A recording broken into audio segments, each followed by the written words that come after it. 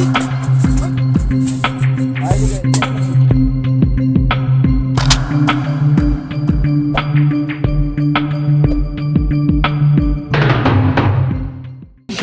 ডন নামে খ্যাত কুখ্যাত সন্ত্রাসী শাহিন ডাকাত সেনাবাহিনীর হাতে গ্রেপ্তার হয়।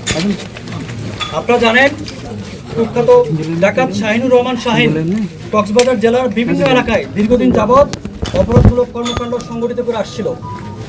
শাহিন ডাকাতের নামে ইতিমধ্যে 8টি হত্যা এবং গুম, 3টি ডাকাতি, 4টি মাদক, 2টি অপহরণ এবং 3টি অস্ত্র মামলা সহ সর্বমোট 20টি মামলা রয়েছে।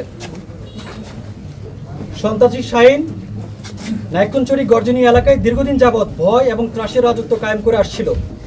আজ 10 পদাতিক ডিভিশনের 4টি চৌকস সেনা টহলের মাধ্যমে একযোগে ঝটিকা অভিযান চালিয়ে তাকে গ্রেপ্তার করতে সেনাবাহিনী সক্ষম হয়। আপনারা জানেন ইতিপূর্বে গত 18 জানুয়ারি 2023 সালে র্যাব 15-এর একটি চৌকস দল সন্ত্রাসী শাহিনকে গ্রেপ্তার করে, কিন্তু পরবর্তীতে সে জামিনে বের হয়ে যায় এবং তার ত্রাসের সাম্রাজ্য চালিয়ে যায়।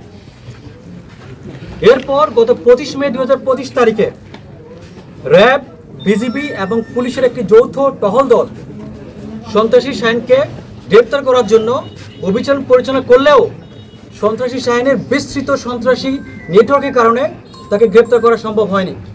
অভিযান পরবর্তী সময়ে সন্ত্রাসী শাহিনের অপরাধের কার্যক্রম চলমান থাকে। বিশেষ করে ঈদুল আজহাকে কেন্দ্র করে গর্জনী নাইকুঞ্চুরি এলাকায় গরু এবং মাদক চোরাচালান এবং আইনশৃঙ্খলার ব্যাপক অবনতির ঘটনা ঘটে, যা জনমনে শঙ্কা এবং ভয় সৃষ্টি করে।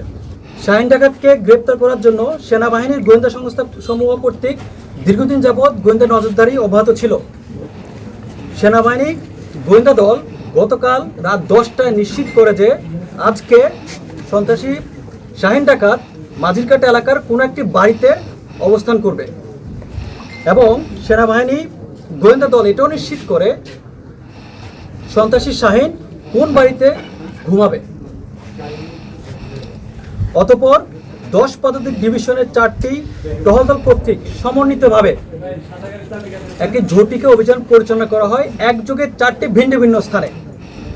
অভিযান পরিচালনাকারীর সময়ে সেনাবাহিনী টহল দল প্রথমে টার্গেট সমূহকে কর্ডন করে চারপাশ থেকে, অতঃপর কৌশলগত অবস্থান গ্রহণ করে।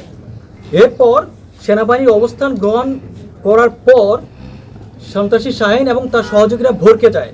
বিশেষ করে তার সহযোগীরা সেনাবাহিনীর দিকে 4 থেকে 5 রাউন্ড এলোপাতাড়ি গুলি ছোড়ে। উক্ত গোলাগুলিতে সেনাবাহিনীর কোনো সদস্য আহত বা হতাহত কোনো কিছু হয়নি। সেনাবাহিনী কোনো রকম গুলি বিনিময়ে ব্যতি রেখে নিজস্ব কৌশল, প্রশিক্ষণ এবং দক্ষতাকে কাজে লাগিয়ে কুখ্যাত ডাকাত শাহিন এবং তার 2 জন সহযোগীকে গ্রেপ্তার করতে সক্ষম হয়।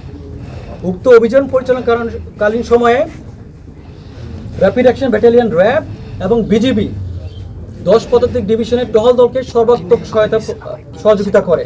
বিশেষ করে তল্লাশি অভিযান পরিচালনাকালীন সময়ে অত্র এলাকার প্রত্যেকটি বাড়ি সার্চ করে তল্লাশি করে আমরা আপনারা দেখতে পাচ্ছেন বিপুল পরিমাণ অস্ত্রগুলো আমরা উদ্ধার করি।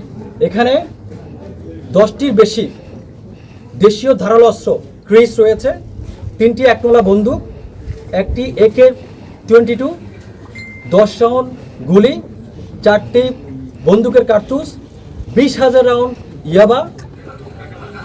এছাড়াও তার সন্ত্রাসী কার্যক্রম পরিচালনার জন্য বিভিন্ন অবৈধ ডকুমেন্ট এবং কাগজপত্র, বিশেষ করে পাসপোর্ট, NID কার্ড, ইভেন সামরিক বাহিনী ব্যবহৃত বিভিন্ন সরঞ্জামাদি আমরা উদ্ধার করতে সক্ষম হই। সমস্যা থাকে এই ধরনের কোনো ফ্যামিলি, সাথে সাথে আপনারা আমাদেরকে জানাবেন। এখানে আপনারা দেখেছেন মনে হয় বিজিবি, র্যাব, আর্মি সমন্বিত টহল পরিচালনা করছে।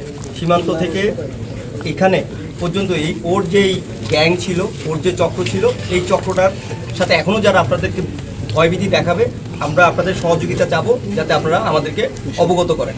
গত জানুয়ারি ফেব্রুয়ারি মাসেও হয়তো আমাদের এখানে খুব কম অ্যাক্টিভিটিস থাকছে, but March onward, Ramzan onwards কিন্তু এখানে আমাদের অ্যাক্টিভিটিস আমরা অনেকভাবে বৃদ্ধি করেছি। বিজিবি, র্যাব যৌথ টহল হচ্ছে দিনের বেলা, রাতের বেলা, সবসময়।